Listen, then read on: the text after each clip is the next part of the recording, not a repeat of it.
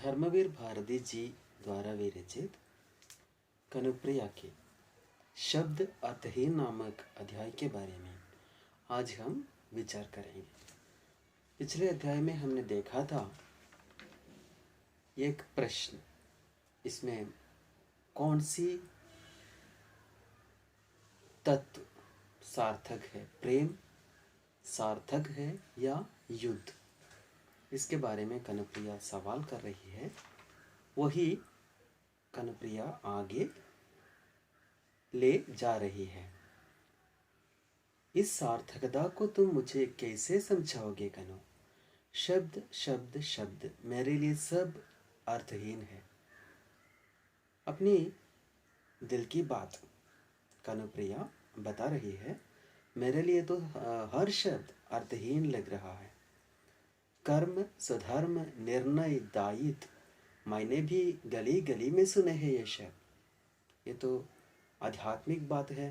कर्म, स्वधर्म, निर्णय, दायित्व, इन सब के बारे में तो गली गली में लोग बोलते रहते हैं, मैंने सुना भी है।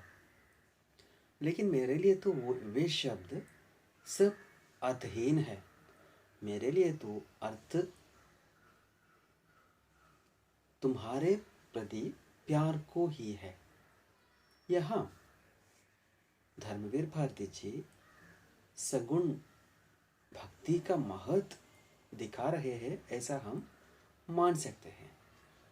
सगुण भक्ति के मानने वाले लोग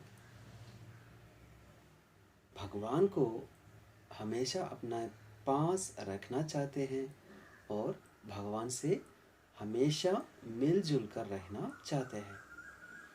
मैं इन्हें सुनकर कुछ भी नहीं पाती प्रिय, सिर्फ राह में ठिठक कर तुम्हारे उन अधरों की कल्पना करती हूँ जिनसे तुमने ये शब्द पहली बार कहे होंगे। कर्म, स्वधर्म, निर्णय, दायित्व आदि के बारे में कानून ने जो कुछ कहा है उसके बारे में गली गली में अभी चर्चाएं हो रहे हैं। लेकिन मेरे लिए तो वे सब शब्द अर्थहीन है। मैं तो सिर्फ वह बताने वाले उस अधरों की यानी उन अधरों की कल्पना करना ही मुझे बहुत अच्छा लग रही है।